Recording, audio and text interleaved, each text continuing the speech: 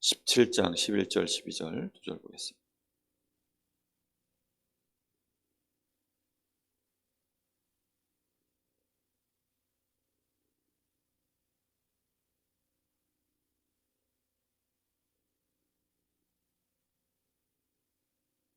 요한복음 17장 11절 12절 제가 봉독하겠습니다. 나는 세상에 더 있지 아니하오나 그들은 세상에 있사옵고 나는 아버지께로 가옵나니 거룩하신 아버지여 내게 주신 아버지의 이름으로 그들을 보존하사 우리와 같이 그들도 하나가 되게 하옵소서. 내가 그들과 함께 있을 때 내게 주신 아버지의 이름으로 그들을 보존하고 지키었나이다. 그 중에 하나도 멸망하지 않고 다만 멸망의 자식뿐이오니 이는 성경을 응하게 함이니이다. 아멘.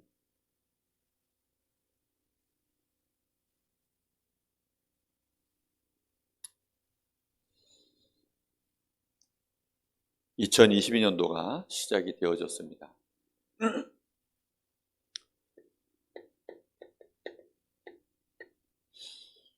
일곱 번째 만남인데요.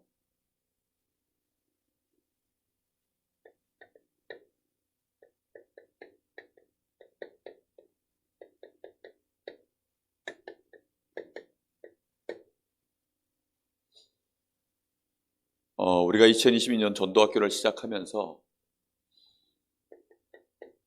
제목도 이렇게 같이 우연인지 필연인지 하나님이 이렇게 맞추셨습니다. 우리가 시작을 제대로 하지 못하면 결국은 가다가 스톱이 됩니다. 어떻게 시작하느냐가 제일 중요한 거지, 과정은 시작만 바르게 하면 다 되어지게 되어 있습니다. 우리는 2022년도에 반드시 전도자의 축복을 누려야 됩니다. 전도자의 축복을 누리려고 하면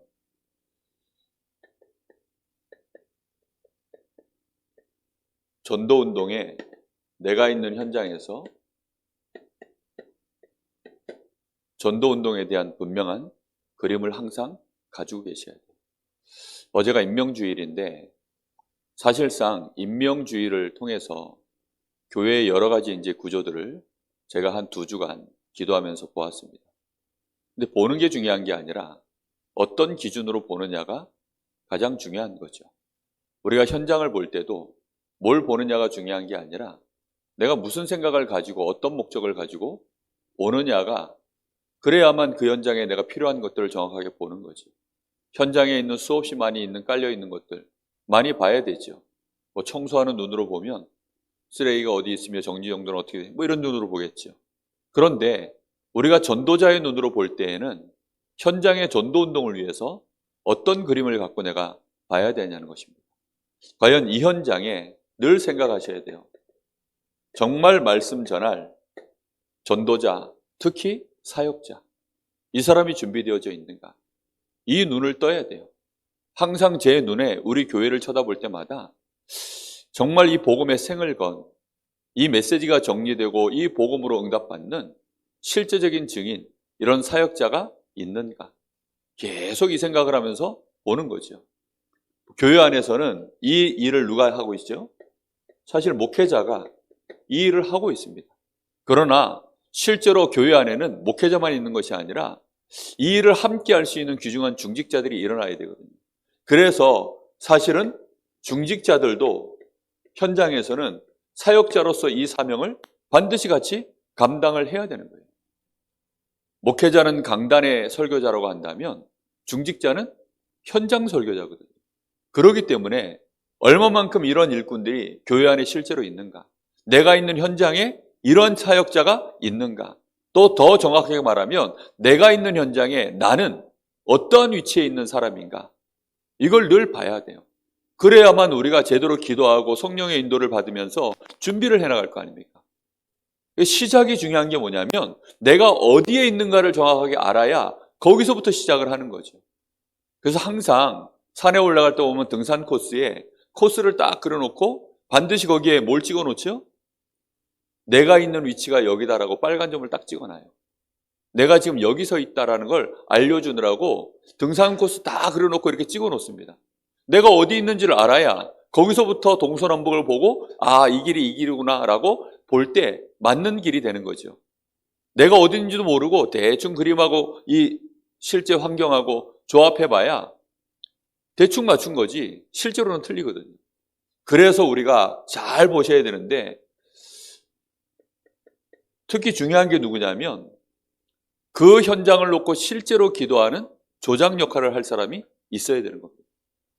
내가 있는 현장에 이 현장을 같이 품고 기도할 사람, 이 현장을 놓고 같이 영적인 눈을 뜨고 전도자의 눈을 가지고 이 현장을 같이 쳐다볼 사람이 누군가. 정말로 이 현장에 복음만 없구나. 이 현장에 흑암 권세가 너무 가득하구나. 이 현장에 하나님의 분명한 계획이 있는데 이 일에 합심하여 함께 기도하면서 성령의 역사를 이룰 자가 누구냐? 하나님 나라를 이룰 자가 누구냐? 여기에 대해서 함께 소통하는 자입니다. 그럼 교회 안에도 마찬가지요. 특히 교회 안에는 이 일을 감당하는 사람들이 이제 주로 중직자들이에요. 그리고 사실은 부교육자들이 뭐 이거 쓰기는 여기다 부교육자를 쓸 수도 있고요. 중요한 부분은 뭐냐면 함께 소통해 나가는 거예요. 다 동력하는 관계입니다. 이렇게 교회 안에는 이렇게 또 일이 진행되어지죠. 제가 왜 굳이 옆에다 이런 것들을 같이 쓰냐면 교회 안과 교회 밖이 동일하다는 걸 제가 보여주려고 하는 겁니다. 전도운동에 대한 그림이 있어야 돼요. 강원도 살리려고 하면 어떻게 해야 될까요? 강원도에 올바른 복음 가진 정말로 전도할 수 있는 목회자, 이 훈련 제대로 받은 이런 전도자, 이런 목회자가 몇 명이나 필요한가라고 봤을 때 강원도에 한 200명은 필요하겠더라고요. 그러니까 제 마음속에 강원도 살리려고 하니까 당연히 200명 목회자를 놓고 제 중심을 잡고 기도할 수밖에 없는 거죠. 이 강릉 지역에 몇 명 이런 복음 가진 현장 살릴 진짜 중직자가 일어나야 되느냐? 이 강원도에 2만 명이 필요해요. 그러니까 그걸 놓고 기도하는 거죠. 그냥 단순히 얘기하는 것이 아닙니다. 그럼 여러분이 있는 현장에는 하나님이 분명히 제자를 준비해 놨어요.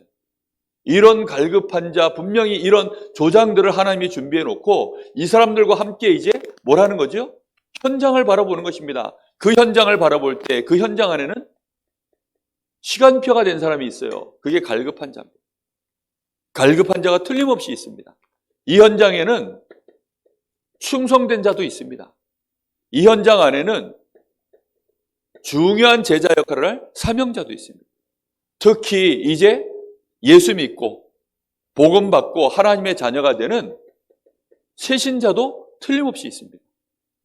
그래서 정말 중요한 게 뭐냐면 이 사역자와 실제 이 현장을 연결해주는 역할을 하는 사람이 누구냐면 이 조장이에요, 조장. 교회 안에는 중직자죠. 그리고 특히 제가 부교육자를 여기다 쓴 이유는 부교육자의 역할이 또 그러한 것입니다.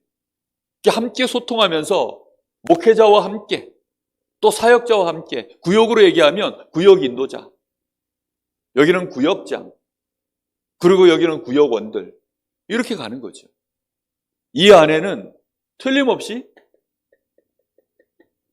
치유받아야 될 사람, 이 안에는 전도 대상자, 그렇죠? 이 안에는 또 사명자 이런 사람들이 다 있어요. 우리는 이런 사람들을 보면서 이 현장을 쳐다보는 것입니다. 이게 현장을 우리가 봐야 되는 전도의 그림이에요. 그럼 우리는 어디에 포커스를 맞추는 거죠? 목회자에게 포커스를 맞추는 게 아닙니다. 중직자에게 포커스를 맞추는 게 아닙니다. 목회자와 중직자가 원네스가 되어져서 사역자와 조장과 원네스가 되어져서 어디에 포커스를 맞추는 거죠? 우리가 살리고자 하는 현장은 여기예요, 여기. 그렇죠? 그러면 교회 안에 목회자가 중요하지만 목회자가 중요한 게 아닙니다. 교회 안에 중직자가 중요하지만 중직자가 중요한 게 아니에요. 그럼 우리가 임명을 받았을 때 임명받은 사람들은 그게 명예직이 아닙니다.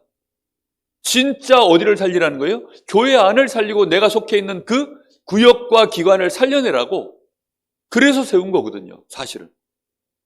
그럼 내가 내 현장에서 나는 말은 그냥 밖에서도 봤을 때는 일하는 사람이고 군인이고 뭐 그냥 평범한 사람이지만 우리는 나의 위치를 봐야 돼요.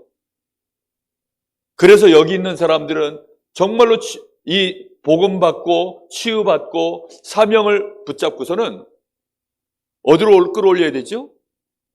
이 위치로 끌어올려야 되는 거예요. 중직자의 위치로. 그래서 이 사람들을 실제로 살려낼 수 있는 중요한 역할을 또 해줘야 됩니다.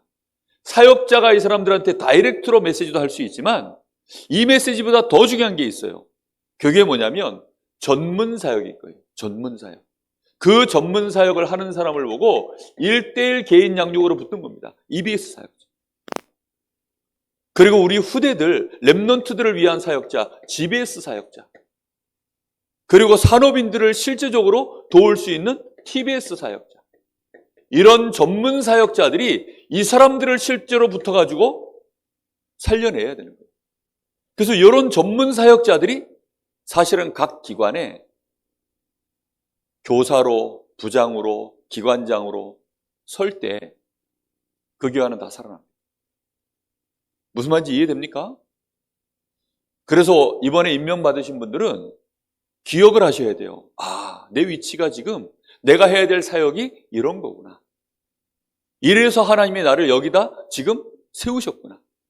그럼 내가 세움 받았다면 아직 내가 잘 준비가 안 된 것 같은데요? 준비가 안 돼도 괜찮다고요. 그래서 어저께 첫 메시지를 한 겁니다.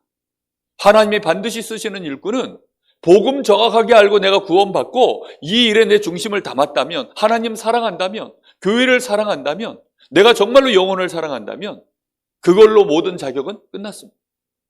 그럼 나머지는 누가 하시느냐? 하나님이 다 하셔요. 분명히 우리 마음속에 그래서 교회를 보는 눈, 내 현장을 보는 눈, 이게 기본입니다. 이 눈 없이는 목회도 못해요. 이 눈이 없이는 전도 못합니다. 사실은 이 눈이 없으면 사업도 못해요. 사업을 하려고 해도 이 눈이 있어야 돼요. 내가 직장 생활을 해도요, 이 눈이 있어야 됩니다. 이게 조직을 보는 눈이라니까요, 실제.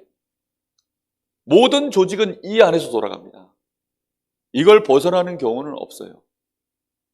이 조직대로 돌아가면 금방 부흥합니다. 당연히 부흥되죠. 그런데 이런 조직에 대한 이 그림이, 성경적인 이런 전도운동에 대한 그림이 없으면 결국은 교회는 구멍가게가 돼요. 내가 있는 현장도 구멍가게가 됩니다. 절대 부흥이 안 됩니다. 그래서 마음에 이 그림을 항상 기본으로 뼈대로 가지고 계셔야 됩니다. 자, 이렇게 하면서 아주 중요한 부분이 뭐냐면, 실제로 그러면 전도자는 뭐가 있어야 되느냐?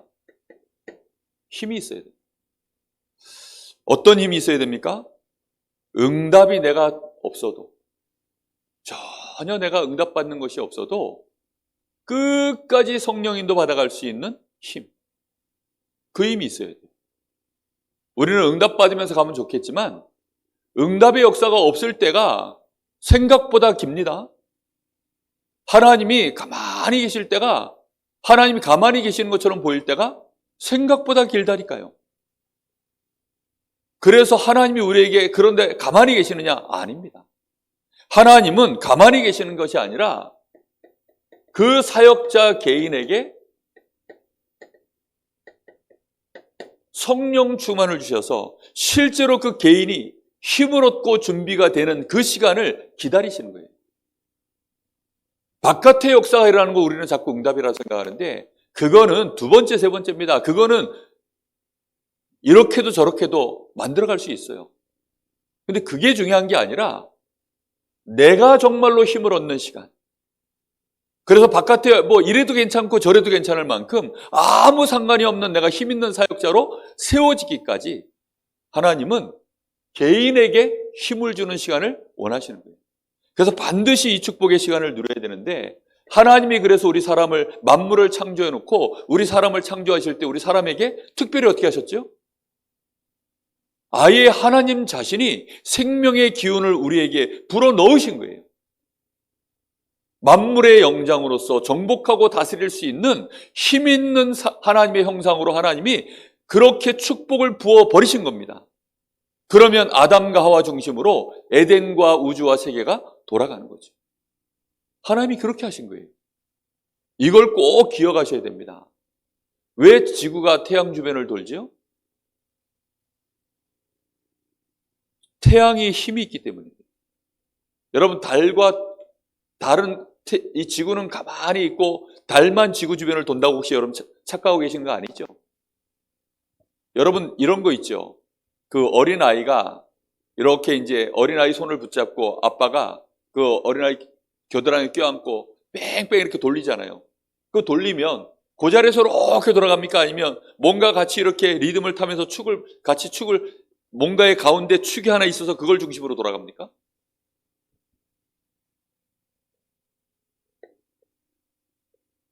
이렇게 있어요. 자, 그러면 축이 어디가 주로 축이 있겠어요? 이쪽에 축이 있겠죠. 그런데 축이 이쪽에 가까울 뿐이지 100% 이중심으로 돌아가지 않습니다. 같이 물려서 돌아가요.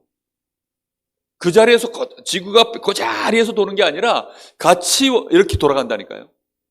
그래서 길이는 이만큼밖에 안 되는데 실제로 회전할 때는 한 이만한 공간으로 돌아가요. 제가 무슨 얘기를 하는 거냐면 하나님의 모든 우주를 돌리실 때 이런 원리를 가지고 서로 다 물고 물려서 합력하여서 하나님이 돌리셔요. 이해됩니까? 무슨 말인지? 이 말인즉슨 뭐냐면 그러면 하나님이 나를 중심으로 해서 돌리려고 하면 나에게 뭐가 있어야 돼요? 힘이 있어야 된다는 거예요. 하나님의 애굽을 요셉 중심으로 돌리려고 하면 애굽을 요셉 중심으로 돌릴 수 있는 애굽에게 그만한 힘, 요셉에게 그만한 힘이 있어야 돌리신다는 겁니다. 이해됐습니까? 무슨 말인지? 이게 얼마나 중요한지 몰라요. 힘과 인격이 비례합니까? 어떻게 생각합니까? 힘과 인격은 비례하지 않아요. 반비례하는 관계도 아니지만 비례하지 않습니다. 말 그대로 힘은 힘이에요. 여러분, 이 말을 오해할 수 있는데 진짜 하나님이 주시는 힘을 가진 만큼이 힘입니다. 그게 인간의 진짜 힘이고 전도자의 힘이에요. 이거는 설명하기가 어려워요. 그래서 내 영혼에 하나님 주시는 힘이 임해야 됩니다. 이 힘이 나에게 임할 때 영역을 진짜 갖추고 있어야 돼요. 영역이 없으면 영권이 안 나옵니다. 같은 말을 해도 영권이 나가질 않아요. 말에 힘이 실리질 않습니다. 왜 그럴 수밖에 없죠? 영적인 힘이 없는데요. 여러분, 육신적으로 설명하자면 이런 겁니다. 내가 지금 이제 늙어가지고 나이가 90이 넘어서 온몸은 병들고 병상에 누워서 오늘 내일 하고 있는데 저 지나가는 저 손주 보고서 정원아 이리 오너라 이놈의 새끼. 근데 들리지도 않아. 지금 마이크 대고 얘기했으니까 들리죠. 들리더라고 제가 근데 들리지도 않게 지나가요. 이놈의 새끼 했다고 그 말 듣고 서정원이가 할머니가요 나한테 이놈의 새끼라고 했어요. 시험 들까요? 시험 안 됩니다. 말이 별로 먹히질 않아요. 사람들이 다 합니다. 금방 알아요. 이 사람이 힘 있는 사람인지 없는 사람인지. 모를 것 같죠? 다 합니다. 진짜 이 영적인 힘이 있으면 달라요. 이 영적인 힘은 어디서 오느냐? 오직 성령 충만을 통해서. 그리고 반드시 우리의 뇌가 힘을 얻어야 됩니다. 이 뇌에 하나님의 지혜가 차야 돼요. 이 뇌에 하나님의 기운이 차야 돼요. 이 뇌에 하나님의 말씀이 들어차야 됩니다. 다른 걸로는 우리의 뇌가 살아나는 법이 없어요. 먹는 거, 마시는 거, 아침에 고기를 먹으면 뇌가 돈대요. 뇌가 움직이는 것은 아침에 단백질 고기를 먹어주면 뇌가 움직인답니다. 그거는 불신자들이 불신자 과학으로 하는 얘기고요. 우리의 뇌를 95% 하나님이 우리에게 진짜 주신 이 지력을 움직이는 이 힘은 성령 충만에서 오는 거라니까요. 그리고 하나님이 부으신 그 코의 생기, 진정한 올바른 하나님이 주신 호흡 속에서 우리 뇌가 도는 것입니다. 진짜 살아 움직이는 그 영역과 지력은 거기서 나오는 것이지 뭘 잘 먹었냐 얼마큼 잘 잤냐 거기서 나오는 거는 5%밖에 안 된다니까요.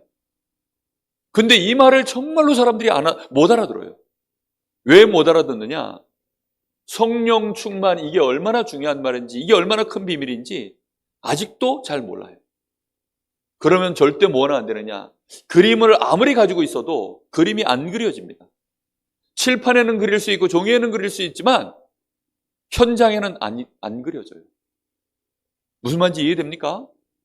정말로 여러분 개인이 힘을 얻으셔야 됩니다. 그래야만 우리의 육신에 하나님이 주시는 힘이 임하는 겁니다. 이 힘은 내 영역과 지력에서 연결되어져 나오는 거기 때문에 이걸 체력이라고 하는데, 특히 이 체력 안에는 달란트가 포함되어 있어요. 전문성 포함되어 있어요. 여러분, 체력이라는 것은요, 아무데나 되고 막 힘이 뿜어져 나오면 되는 게 아니잖아요. 내가 아무데나 막 주먹 휘두르면 그게 체력입니까? 아니죠. 야구 선수가, 투수가 공 던지는데 이 뇌와 정확하게 연결돼서 컨트롤 돼가지고 볼을 던질 수 있어야 그게 제대로 된 체력이지.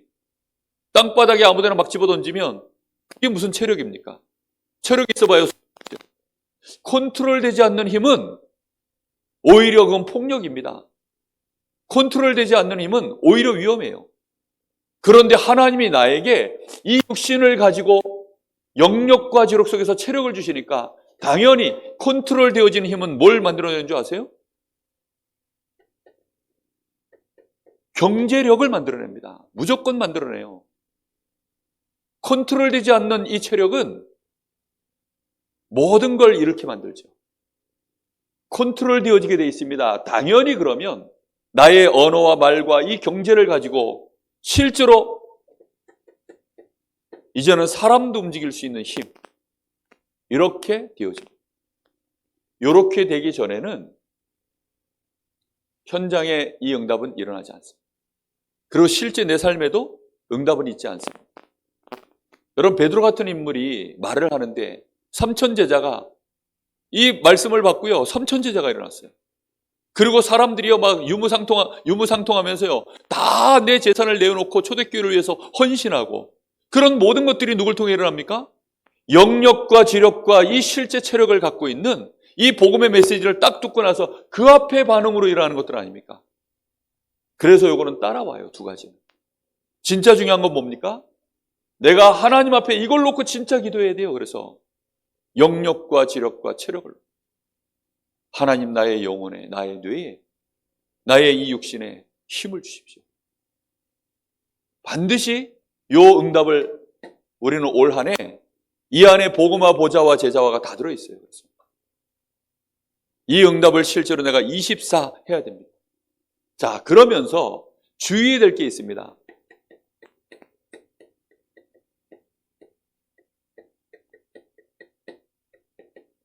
그러면서 우리는 속지 않도록 주의해야 돼요.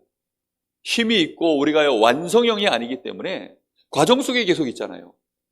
중간중간에 우리가 힘 빠지는 일들이 벌어지면 안 되잖아요. 속을 때마다 뭐가 빠지느냐? 힘 빠집니다. 실컷 내가요 힘을 다 모아놨는데 또 힘 쭉 빠져버려요.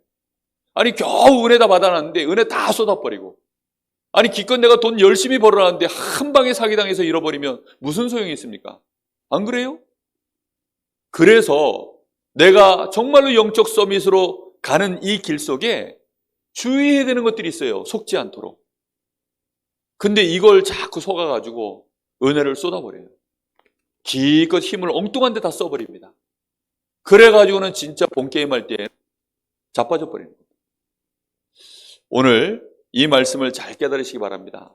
자, 속지 않도록 주의하려고 하면 일단 머릿속에 이 두 단어를 늘 생각하셔야 됩니다. 수용하고 초월하겠다. 그냥 받아들이고 초월해버리면 돼요. 근데 말 한마디도 이걸 못 받아들여가지고 바로 그냥 받아쳐버리고, 바로 그냥 막 그것 때문에 또 같이 막 주변 사람들 막 이렇게 해버리고, 그런 사람들이 생각보다 많아요. 목회자가 만약에 그러면 어떻게 될까요? 제가 담임이 되니까요, 생각보다 이제 많은 얘기들을 저에게 이렇게 해주셔요. 이런저런 분들이. 그럼 그거 들을 때마다 제가 다 그걸 가지고 일일이 그거 가지고서 또 막 얘기하고 그거 뭐 주의 주고 뭐 어쩌고저쩌고 하면 어떻게 되겠습니까? 그러면요, 주변이 못 살아남습니다. 아무것도 일이 안 돌아가요. 그렇게 되어집니다. 하나님이 하시는 방법은 그렇게 하는 게 아닙니다. 우리는 반드시 그래서 수용하고 초월해버리면 돼요. 자, 오늘 새벽에도 유 목사님 얘기하셨는데 보는 것, 듣는 것, 말하는 것, 이거 우리가 주의해서 잘 들으셔야 됩니다. 주의해서 잘 보셔야 됩니다. 어떻게 하지 않도록요? 속지 않도록. 더 정확하게 말하면 힘 빠지지 않도록. 더 정확하게 말하면 내 힘 빠지는 것도 중요한데 저 사람 힘 빼지 않도록. 주변 사람 힘 빼는 사람처럼 악한 사람이 없어요. 내 힘 빠지는 건 뭐 내가 그런 거 다 치고 교회가 힘을 다 빠져버리면 어떻게 될까요? 마귀가 최고 전략이거든요, 그게. 하와가 지나 먹고 말지, 지 남편을 왜 줘가지고. 네? 그러니까 사단 전략이 그런 거예요.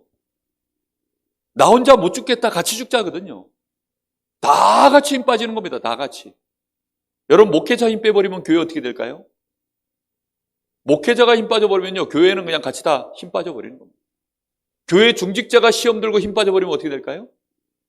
그냥 뭐 실제로 성도들은요, 그냥 같이 다 죽는 겁니다. 목회자가 강단에서 힘 빠지면 서서히 교회는 죽고요. 중직자가 시험 들면 교회는 그냥 막바로 죽어버립니다. 왜요? 중직자는 바로 성도들하고 다 붙어 있기 때문에. 강단에서 힘 빠지면 강단에서는요, 메시지 자체가 막 이상한 메시지가 나오니까. 힘없는 메시지 나오니까. 이게 얼마나 중요한지 몰라요, 그래서. 영적인 것에 절대 손해보지 않겠다. 내가 이 힘을 손해보지 않겠다. 돈보다 중요한 것은요, 힘입니다. 아시겠습니까? 반드시 기억하셔야 돼요, 그래서. 교회에 오면, 교회 안에는 누구의 소리가 가득하다고요? 사람의 소리가 가득해요, 교회 안에는. 사람의 소리 듣고 힘 빠지지 않겠다. 교회 다니다 시험 든 사람, 하나님께 시험 든 사람은 한 명도 없어요. 누구한테 시험 들었습니까? 다 사람 소리 듣고요. 특히 세상을 보면서는 꼭 기억하셔야 됩니다. 포장된 세상이에요. BTS가 성공한 것처럼 보입니까? 그렇게 포장됐어요. 걔네들이 행복한 것 같습니까? 그렇게 포장됐어요. 대선 주자들이 대단한 것처럼 보입니까? 그렇게 포장됐다니까요. 누가 포장을 더 잘하냐에 따라서 사람들이 그걸 보고 홀리는 거예요. 역대로 대통령 나온 사람들 결국은 매력이 있어, 자기 매력을 얼마나 어필합니까? 나는 이런 사람이고 이런 사람이고 이런 짓은 절대 안 할 거고 다 그렇게 자기를 포장해요. 그 말을 듣고 다 쏘가요. 그래가지고는 마음이 홀려가지고는 한 표를 줍니다. 근데 나중에 시간 지나면 이제 대통령 딱 당선되고 나면 껍질을 하나씩 두 개씩 계속 벗어요. 그러면 이제 열받는 거죠. 저 문재인, 그래서 문재인이구나. 이러면서.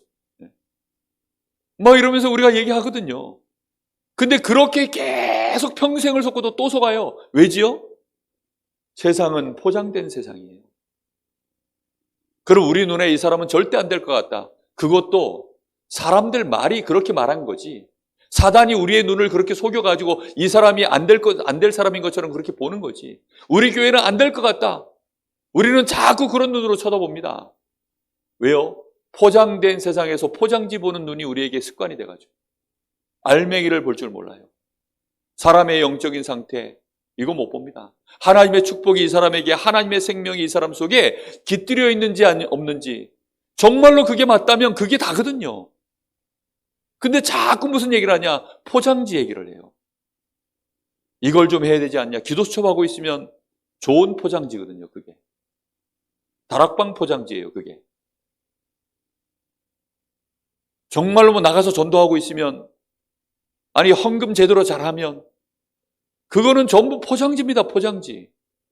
아니 그럼 그거 하는 사람들이 나쁘단 말입니까? 기본적으로 포장지가 좀 좋으면 좋지요. 아니 같은 값이면 다 엉치 말하고, 그렇죠? 네? 아니 보기 좋은 떡이 뭐 먹기도 좋다 뭐 어쩌고 그러잖아요. 근데 실제로 맛이 없으면 어떻게 되죠? 현장에 지금 불신자들도요 꿈 깼어요. 예전에는 서울대 나오면 무조건 다 취직 쫙 됐어요. 지금은 아닙니다. 서울대가 포장지에 불과하다는 걸 이제는 현장에서 다 알아요. 그러니까 이제는 어떤 사람을 뽑느냐? 진짜 개인적으로 이 사람이 성과가 있는 사람. 요즘 그런 것들을 드러내기가 얼마나 좋은 시대입니까? 자기 자신을요, 세상에 공개해서 나는 이런 사람입니다. 필요한 사람 갖다 쓰세요. 라고 이렇게 자기를 내놓으면 개인 방송 시대요. 개인 자신을 어필할 수 있는 시대이기 때문에 돈을 벌 수 있는 것이요. 방법이 너무나도 다양해요. 포장된 세상. 여기에 속지 않아야 됩니다. 그러다 보니까 이 속에서 끊임없이 우리에게 뭐가 나오느냐? 문제가 나오고 갈등이 나오고 여기에서 위기가 계속 나오는 거예요. 다시 얘기합니다. 문제는 문제 얘기하지 말고 뭘 찾으라고요? 답을 찾으라고요. 근데 우리는 습관이 어디에 돼 있냐? 문제를 자꾸 얘기해요. 문제 얘기하면 결국은 뭐밖에 안 되죠? 문제를 일으키는 사람입니다. 무슨 말인지 이해됐어요? 문제 얘기 자꾸 하면 문제를 일으키는 사람이라니까요. 다른 사람도 그게 문제인지 알아. 근데 그걸 얘기하면 얘기하는 순간 그 사람은 뭐 하는 사람이 된다고요? 문제를 일으키는 사람이 되는 거예요. 거기에 대해서 조용히 뭘 찾아내야 돼요? 답을 찾아내서 그 답을 응답받으시면 되는 거예요. 그래야 나에게 주신 힘이 무궁무진하게 유지가 되어지고 하나님이 더 힘을 주십니다. 근데 문제를 일으키는 순간 누가 딱 공격을 합니까? 사단에게 딱 잡혀요. 그러면 힘이 쭉 빠져요. 그래서 늘 힘 빠지는 겁니다. 갈등이 일어나면 사람들은 갈등을 자꾸 그걸 얘기합니다. 갈등 얘기하지 마시고 갈등을 얘기하는 사람은 결국은 뭐 하는 사람이죠? 갈등을 일으키는 사람이에요. 갈등 없는 것이 어디 있어요?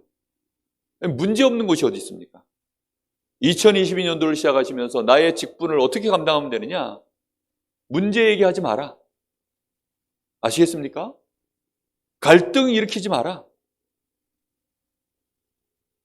문제와 갈등이 쌓이면 결국은 힘이 다 빠집니다. 힘 다 빠지는 순간 그때 뭘 당하죠? 공격해 들어오는 겁니다. 조선이 일본에게 먹힌 이유는 힘 빠져서예요. 맨날 그 조정 안에서 당파 싸움하고 자기들끼리 싸움하고 갈등 일으키고 문제 제기하고 서론 노론 이러면서 막 그 싸움하다가 힘 다 빠져가지고 있을 때 일본이 와가지고 쉽게 쳐가지고 건드려서 무너뜨려 버린 거예요. 이유는 그거밖에 없어요. 내가 힘이 없어서 그런 거예요. 갈등이 오면 그래서 뭘 하면 됩니까? 이 갈등 때문에 힘이 쭉쭉 빠집니다. 제가 느끼기로 힘이 가장 많이 빠져나가는 경우는 갈등 상황이에요.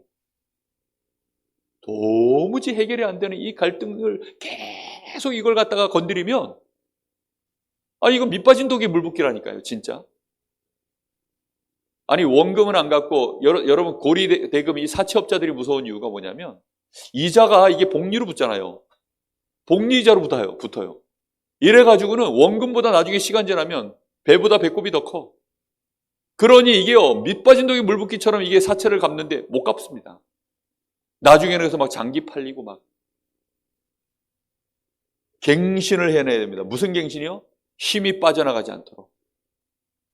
오히려 이 일을 통해서 내가 힘 빠져나가는 분들을 봉합하고 내가 더 힘을 얻을 수 있도록 이렇게. 정말 중요합니다. 그래야만 위기가 왔을 때는 이제 드디어 뭐가 됩니까? 큰 기회로 하나님의 축복을 내가 확인하게 되는 것입니다. 이 위기가 왔을 때 기회로 바꾸는 것은요, 힘없는 자는 불가능해요. 여러분, 만약에 지금 여기에 불이 났어요. 근데 아무도 끌 수가 없어요. 근데 이걸 끌 수 있는 힘 있는 사람이 한 사람 있으면 평상시엔 드러나지 않다가 이 사람이 이 불을 꺼버리면 어떻게 됩니까? 그럼 이 사람은 그 순간 그 현장에서 이제 리더가 되는 겁니다. 요셉이 감옥 안에 노예로 있다가 애굽이라고 하는 나라에 큰 위기가 눈앞에 오니까 그때 이제 요셉이 분명한 힘을 가지고 있으니까요. 요셉이 그동안 뭐 했죠? 문제 속에 빠지지 않고 계속 답을 갖고 있습니다. 갈등 왔을 때 갈등 속에 빠져서 죽지 않고 그 속에서 계속 갱신하고, 그러다가 진짜 이제 애굽 나라 전체에 시대 위기가 왔을 때는요, 그 시대를 살리는 기회로, 이러니 애굽에 당연히 총리가 되는 거죠. 다윗이 골리앗 나타났을 때 나라의 위기가 왔잖아요. 그때 다윗이요, 평상시에 마음의 성실함과 손의 공교함으로 하나님 바라보고 힘을 기르고 있다가 골리앗을 단판해. 이게 답입니다, 이게. 우리가 시작을 어떻게 해야 되느냐? 이렇게 시작하셔야 돼요. 다른 방법이 없습니다. 우리 직분 받으신 분들은 꼭 이 말을 기억하셔야 됩니다. 진짜 여러분 머릿속에 이 그림을 가지고 계셔야 돼요. 아, 사역자가 힘없도록 기도해야 되겠구나. 사역자가 힘 빠지면 큰일 납니다. 현장에 있는 조장, 중직자 너무 중요해요. 그래서 제 마음속에는요, 지금 우리 이번에 직분 받으신 분들, 특히 구역 인도자, 또 구역장, 너무 중요합니다. 그 사람들이 중요한 이유는 뭐지요?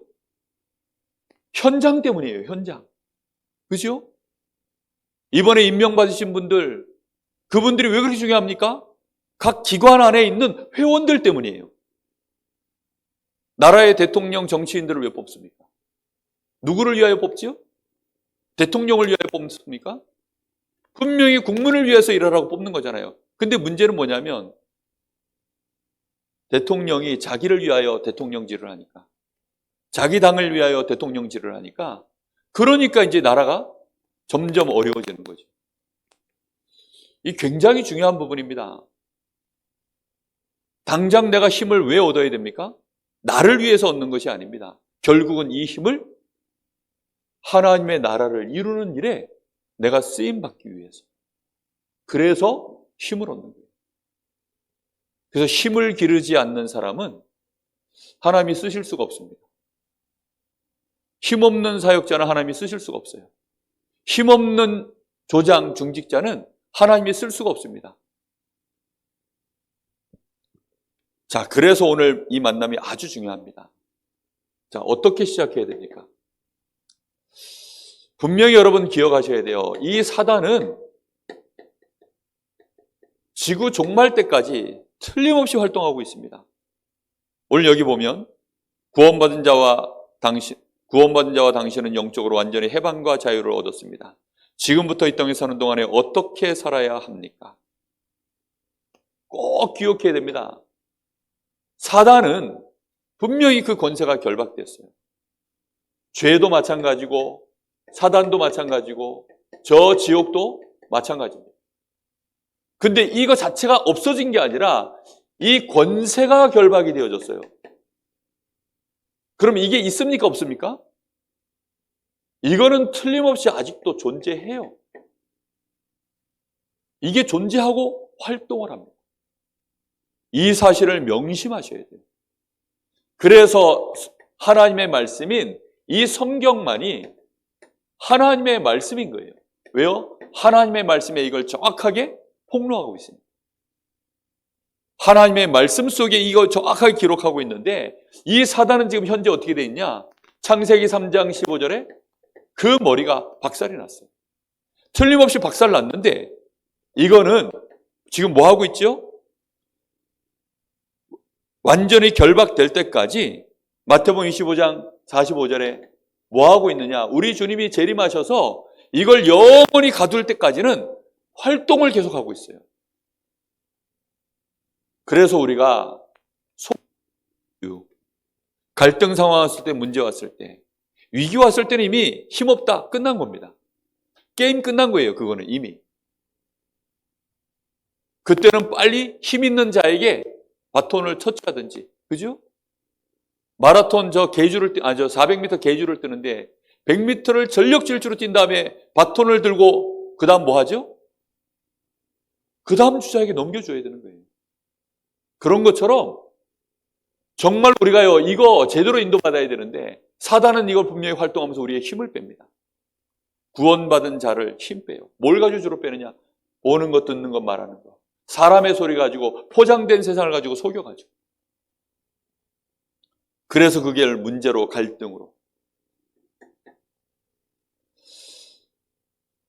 이거는 누구를 방해합니까? 구원받은 하나님의 자녀를 계속 이게 방해를 합니다. 방심하지 말 것은 악한 영, 거짓 선지자의 영, 이단의 영, 귀신들을 활용해서 계속 신자를 방해합니다. 그래서 뭘 해야 되느냐? 늘 기도 속에 있어야 돼요. 늘 기도 속에. 늘 기도 속에 있다는 뜻이 뭐죠? 하나님의 말씀 앞에. 그렇죠? 분명히 사단이 이렇게 활동하고 있구나. 성령 충만 앞에. 하나님의 말씀 앞에 성령의 충만함을 이걸 놓고 계속 기도하는 기도 속으로 들어야 됩니다. 하나님 이거 주십시오, 저거 주십시오. 이런 기도를 말하는 게 아니에요. 육신적인 기도 아무리 해봐야 영적인 힘 안 생깁니다. 그런 기도한다고 해서 사단이 두려워하질 않아요. 우리가 진짜 성령의 충만함을 얻어서 오력을 회복하면 사단이 그걸 얼마나 두려워하는데요. 힘 있는 자를 무조건 사단은 두려워합니다. 그렇죠? 그거는 기본적인 원리죠. 이 사단은 어디를 공격합니까? 가정을 공격해요. 아무리 전화 없는 목회자라도 가정이 힘들면 목회하기 어려워요. 그렇죠? 부부관계나 아니면 부모-자식 관계나 이런 데서요 공격을 받아서 들어오기 시작하면 참 힘이 쭉쭉 빠집니다. 그래서 목회자는 이 조건에 보면 결혼을 하고 가정을 잘 다스리는 이런 사람이어야 된다라는 조건이 붙어 있어요. 중직자에게도 그런 조건은 같이 붙어 있습니다. 사단은 가정을 공격한다니까요. 내 가정을 지킬 수 있을 만큼의 윤리적인 사람이어야 되냐 이런 말이 아니라 그 정도 힘은 있어야 된다 이런 뜻이에요. 아시겠습니까?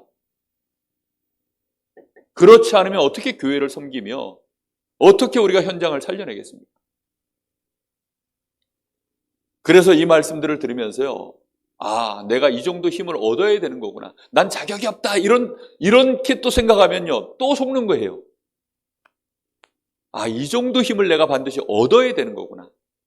이렇게 답을 얻으셔야 됩니다. 하여튼 똑같은 얘기를 들어도 문제 쪽에 듣고 시험 드는 사람이 있고 뒤에 분명히 답을 같이 달아서 얘기해 줬는데 답을 놓쳐버리고 그 문제 붙잡고 시험에 빠지는 사람들이 있더라고요. 아, 그래서 나보고 내가 힘을 얻어야 되는 거구나. 이렇게 답을 얻어야 된다니까요. 시험 들지 마시고 답을 얻으시기를 예수님의 이름으로 축복합니다. 자, 누구를 건드립니까? 확신 없는 자요. 마귀는 이 사람을 가장 좋아합니다. 확신 없는 자 반드시 공격합니다. 그래서는 마귀는요, 그 사람을 먹는 것입니다. 그래서 염려하고 두려움 속에 빠져 있으면 사단은 반드시 공격해 들어갑니다. 이 사단은 그러다가 한 번 내가 허용을 하게 되면 이제는 어떻게 된다고요? 7배의 능력으로 다가옵니다. 생전 그래서 술, 담배 안 하는 사람이 너무 스트레스 받아서 술, 담배 먹잖아요. 정말 그 속으로 쭉 빠져듭니다. 마약 같은 거 한번 손대면요, 뭐 영원히 못 벗어납니다.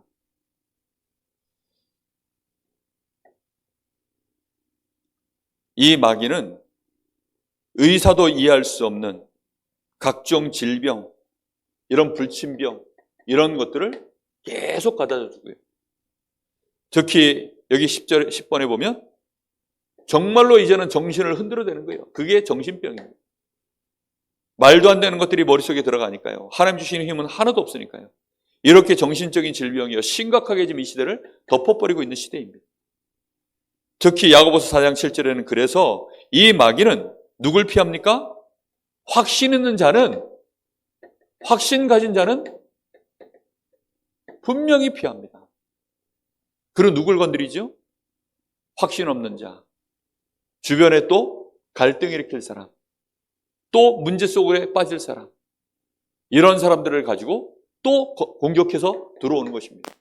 그래서 우리는 이 사실을 잘 알고 사역자, 목회자, 우리 이런 중직자, 부교육자들은 현장이 이렇다는 사실을 알고 똑같이 문제 속에 빠져버리면 큰일 납니다. 갈등 상황에 또 끌려가면 큰일 나요. 꼭 기억하시기를 예수님의 이름으로 축복합니다. 반드시 아셔야 됩니다. 이거는 12번에 보니까 특히 물 없는 곳, 쉴만한 곳. 물 없고 쉴만한 곳이 어디입니까? 쉴만한 곳이란 말은 나태한 곳이에요. 그러니까 나태하게 퍼져 있고, 그리고 물 없는 곳은 그때마다 이스라엘 나라는 분쟁이 계속 일어납니다. 이런 곳에 아예 완전히 찾아 들어가는 것입니다. 그리고 특히 어디를 찾아 들어오느냐? 빈집이에요. 종교가 딱 빈집이죠. 마음을 비우고 여기에는 이제 7배로 역사가 일어나는 것입니다. 마귀는 뭘 가장 두려워하느냐? 기도하는 것. 정말로 이 마귀가 가장 두려워하는 것은 예수 이름으로 우리가 진짜 기도하는 것. 내가 성령 충만을 누리는 기도 속에 들어가는 것. 하나님의 말씀 속에서 분명한 답을 얻고 언약을 붙잡고 확신 얻는 것. 이런 것들을 너무너무 싫어합니다. 특히 마귀는 하나님께 예배하는 그 시간. 내가 하나님을 완전히 바라보는 시간이 예배 시간이죠. 교회 와서 앉아있다고 해서 예배 시간이 아닙니다. 완전히 하나님 바라보는 시간. 이게 예배 시간입니다. 그래서 마귀는 최종 목표가 뭐냐? 예수님에게도 경배 대상을 바꾸는 겁니다. 이게 마귀가 가장 지금도 최선을 다해 공격하고 있습니다.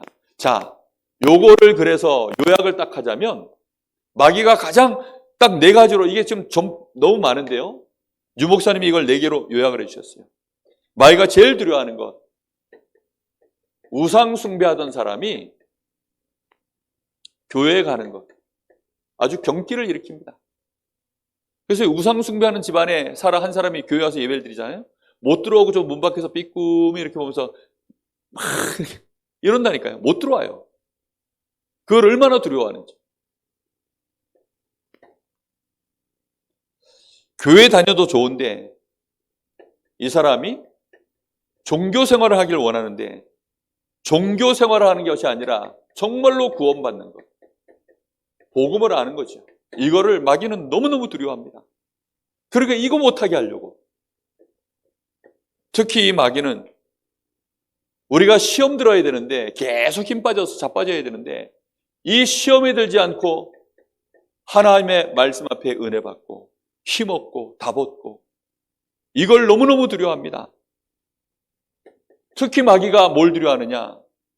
드디어 나를 넘어서야 되는데 나를 못 넘어서서 맨날 나에게 잡혀 있어야 되는데 나를 넘어서서 전도하는 것.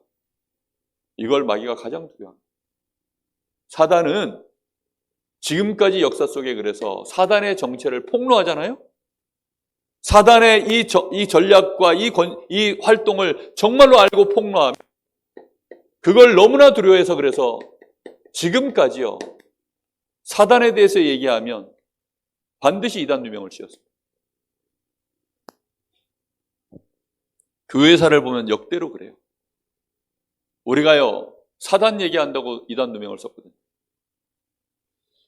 심지어는 그리스도만 말한다고 이단 누명을 썼어요. 너무너무 웃기죠. 사단은 틀림없이 활동하고 있습니다. 여기에 속지 않아야 우리가 힘이 안 빠져요. 주일날 와서 하나님의 은혜만 제대로 받아도 힘나게 돼 있습니다. 특히 목회자가 또 교회 안의 중직자들이 이런저런 어떤 사람의 소리, 어떤 시험과 문제가 와도 특히 목회자만이라도 그걸 문제 삼지 않으면 교회는 무조건 부흥합니다. 무조건 교회는 부흥하게 돼요. 왠 줄 알아요? 지금 성도들이요 다 떠돌아요. 정말 유 목사님 말씀에 빌리자면 나가서 절대 전도 안 해도 교회는 무조건 부흥된대요. 제가 생각해도 그래요. 제가 확인해 본 바에 의하면 진짜 너무 떠돌아다녀요. 너무너무 떠돌아다녀요. 그러다가 떠돌아다니는 것도 지쳐가지고 사단이 지금 이 시대를 틈타서 비대면 예배, 이게 이제 어느 정도 양심적으로 벗어나는 시대가 됐어요. 네. 전에는 양심적으로 걸려가지고 그래도 교회 가서 예배를 드려야 되는데 말세의 사단은 모이기를 폐합니다. 예배는 어떤 경우에도 비대면으로 안 돼요. 예배는 하나님이 왜 성전을 세워놨을까요? 왜 이 예배당을 하나님이 세워놨을까요? 함께 모여 예배하라고요. 인간은 그리고 육신이 있기 때문에 벌써 집 밖을 나올 때 폼이 달라요. 집 안에서 아무리 폼 잡고 있어봐야 그게 어쩌다 한두 번이지 시간 지나면 무너집니다. 그렇죠? 근데 예배로 나오려고 그러면 기본은 하고 나올 거 아니야, 기본은. 안 그렇습니까? 제가 집에 있을 때 기본하고 집 밖에 나올 때 기본이 너무 차이가 나요. 제가 예배 올 때 차이가 난다니까요. 정말로 우리는 하나님 앞에 나와서 예배하는 이 축복. 이거를 사람들이 지금요, 그래서 제대로 된 교회가 어딘가? 제대로 된 교회는 딱 하나밖에 없어요. 가면 편안한 교회. 말씀이 은혜가 되고, 목회자가 얼굴이 보니까 은혜스러워야 돼요. 교회 오면 성도들이 이 말씀에 은혜 받아가지고 얼굴들이 다 환하면, 이 교회가, 그래도 좀 내가 있어도 될 만한 교회겠구나. 큰 교회 찾아다니지 않습니다, 이제는.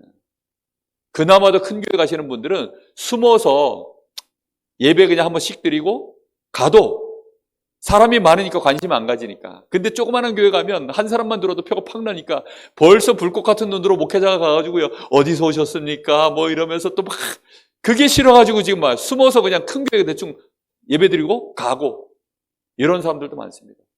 그래서 가능하면 우리 교회 새 가지고 와도요. 제가 관심을 안 둘라 그래요. 그러다가 이제 이분이 한 달, 두 달쯤 지나면 이제쯤은 조금 관심을 해줘야 되겠구나. 너무 관심 안 가지면 또 시험 들잖아요. 사람이 생리가 이상해서. 그래서 그런 것들을 얼마나 그걸 왜 그렇게 예민하게 따지느냐. 이것 때문에. 혹시라도 이 사람이 문제에 빠지거나 갈등 상황에서 또 못 벗어날까. 오직 이것 때문이에요, 하여튼간. 갈등이 싫어서가 아닙니다. 갈등 상황을 만들어버리면 서로 다 죽어요. 근데 여기에 예민하지 못한 사람들이 자꾸 어디 쪽에 버리냐? 여기에만 자꾸 묶이는 거예요. 목회자만이 일단 그래서 제대로 이쪽으로 잘 가면 교회는 무조건 부흥합니다. 저는 그래서 확신하기는 그래도 제가 이쪽으로 조금 훈련이 된 사람이라서 가능성을 봅니다. 이걸 보고 그릇이라기도 하기도 하고 그렇습니다. 자, 지금부터 그래서 5가지를 사실을 기억하시면 돼요. 분명히 반드시 사단이 활동하고 있기 때문에 사단이 가장 싫어하는 거, 두려워하는 걸 계속하면 됩니다. 죄의 권세가 절대 힘못 쓰도록, 지옥의 배경이 절대 힘못 쓰도록 요 3가지, 죄, 사단, 지옥, 요게 절대 힘못 쓸 일만 지금부터 명심해서 5가지를 하시면 돼요. 사단이 제일 무서워하는 거 뭐지요? 지옥 권세, 죄 권세 완전히 해결하는 게 뭐지요? 그리스도입니다. 예수 그리스도를 바르게 깊이 아는 일. 이것만 계속하면 됩니다. 사단 보고 뭐 나가라 결박되라 할 필요도 없어요. 그리스도를 바르게 우리가 깊이 알고 누리면 됩니다. 그리고 두 번째 뭐 하면 되느냐? 우리의 능력이 아니라 성삼위 하나님의 이 능력을 내가 실제로 믿고 여기에 집중할 수 있는 믿음, 이 믿음을 회복하는 일에 계속 우리가 깊어져야 돼요. 아시겠습니까? 성삼위 하나님께 내가요, 하나님의 그 능력 앞에 정말로 내가요, 계속 집중할 수 있는 믿음. 어떤 경우에도 집중력이 흐트러지지 않고 하나님 바라보는 믿음. 이것만 놓치지 않으면 죄 권세, 지옥 권세, 사단 권세는 그냥 무너집니다. 그리고 우리의 삶의 중심 속에 예수 그리스도를 내가 처해 있는 가정에, 내가 처한 곳에 늘 누구 중심으로 가면 돼요? 예수님 중심으로. 그 정도가 아니라 아예 예수님이 누가 돼버리면 되느냐? 예수님이 우리의 주인 돼버리는 순간. 여기 4번 놓쳤네요. 정말로 그러면서 예수를 중심에 두시고 이 일에 내가 뭘로 쓰면 돼요? 증인 되겠다. 반드시 내가 이 일에 증인 되겠다. 그러면 승리하는 것입니다.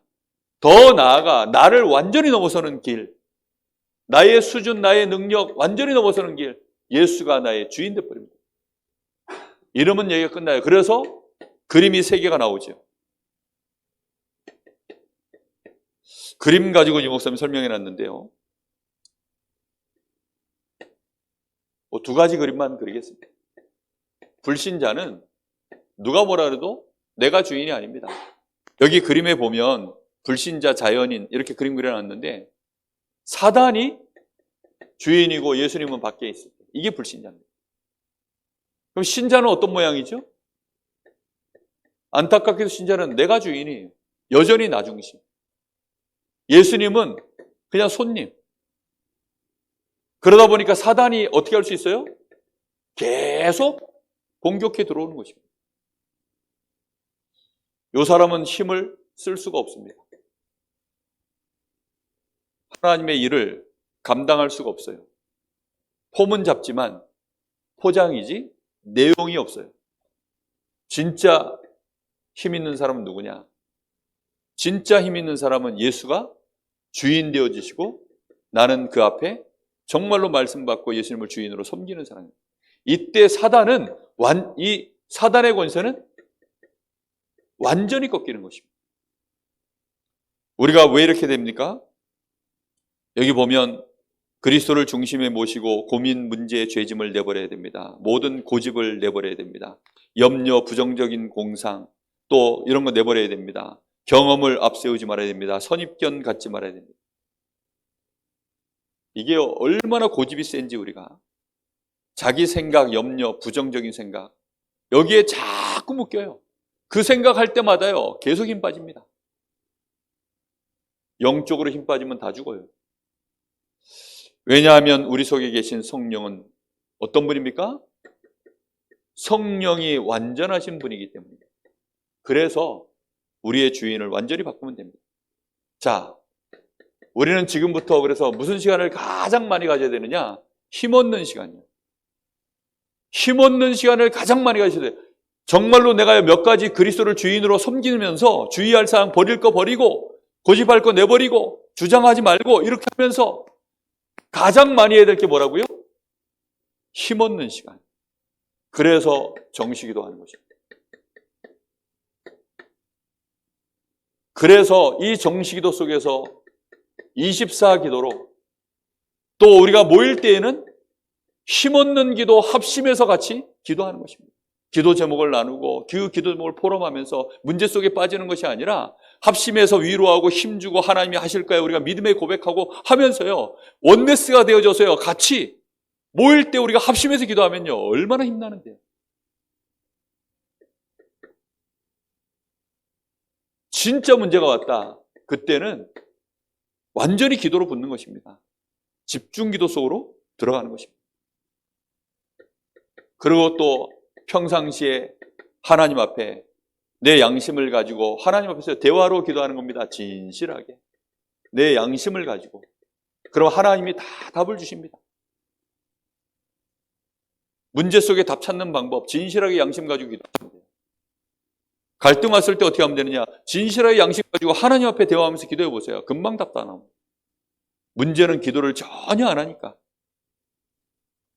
특히 우리는 영권, 영적인 힘, 이거 반드시 회복하는 기도. 이 시간 속으로 들어가야 됩니다. 이게 틀림없이 사단이 역사하는 거구나. 이때는요, 영권을 사용해야 돼요. 이렇게 우리는 기도 속으로 들어가면 됩니다. 자, 이미 우리는 구원받는 순간 모든 축복 다 받았어요. 그래서 여러분 마음속에 지금부터 계속 뭐 하면 되느냐? 내가 기도하는 시간을 어떻게 하면 실제적으로 계속 늘려갈 것입니다. 기도 시간을 어떻게 하면 늘릴 것이냐에 대한 고민을 계속 하셔야 돼요. 그것 외에는 답이 없어요. 어떻게 하면 내가 정시기도 시간을 늘려갈 것이냐? 늘려간다는 말은 실제로 하면 기도 시간이 늘어납니다. 시간 자체를 내가 5분 하던 거를 오늘부터 10분 한다.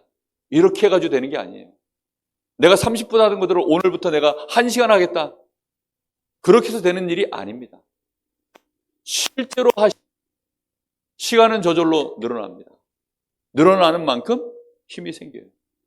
그래서 반드시 호흡과 함께 기도를 해보라는 겁니다. 육신이 같이 집중되지 않고서는 실제 기도가 안 돼요.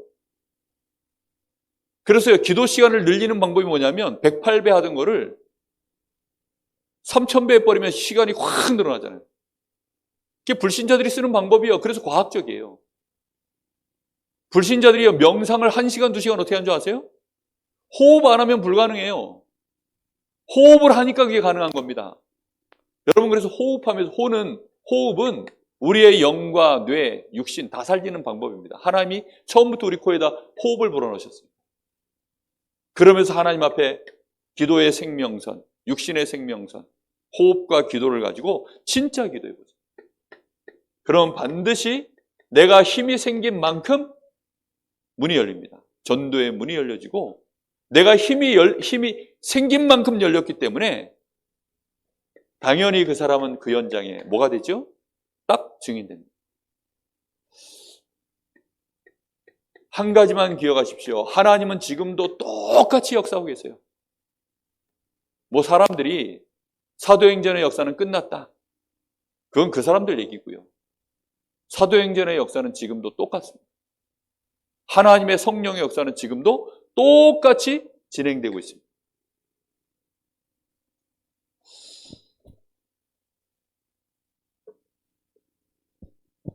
(2022년도가) 우리가 시작되었는데 어떻게 시작할 것이냐? 오늘 말씀은 정말 여러분 절대 놓치지 마시고 이걸 붙잡고 시작하십시오. 어디를 쳐다봐도 전도자의 그림. 알겠습니까? 그리고 내가 그러면 어떤 사람인가? 나를 쳐다볼 때 껍데기 말고 내가 가지고 있는 영역, 지력, 이 5가지 힘이 나는 어느 정도인가? 그게 나에 대한 정확한 판단이에요. 그러면서 속지 않아야 되겠다. 내가 힘이 없을수록 뭐 해야 될까요? 안 속아야지. 그렇죠? 내가 연약할수록 안 속아야 돼요. 속지 않아야 됩니다. 그러면 조금만 지나면 금방 힘없습니다. 하나님의 성령은 창조의 영이요. 분명히 흑암 권세를 완전히 무너뜨릴 영이요. 이 땅에 하나님 나라를 실현시킬 수 있는 영이요. 나를 증인으로, 정말로 하나님 나라의 증인으로, 전도자로 세우는 영이십니다. 성령의 인도와 감동 속에서 사단에게 완전히 승리하는 저 여러분 꼭 되시기를 예수 그리스도 이름으로 축복합니다. 기도하겠습니다. 하나님 감사합니다. 2022년도 복음화 보좌와 제자와의 응답 24로 우리 모든 성도들, 특히 우리 모든 중직자들, 또 이번에 임명받은 모든 직분자들, 또 우리 모든 성도들, 렘넌트들 한 사람도 빠짐없이 하나님이 주시는 이 은혜 속으로 꼭 들어갈 수 있도록 축복하여 주시옵소서. 지금은 우리 주 예수 그리스도의 은혜와 우리 아버지 하나님의 크신 사랑하심과 성령의 역사하심이 2022년도를 시작하면서 전도자의 분명한 그림을 가지고 하나님이 주시는 힘으로 현장에서 능히 하나님의 나라를 이룰 하나님의 사람들 머리 위에 이제와 영원토록 함께 계실지어다. 아멘.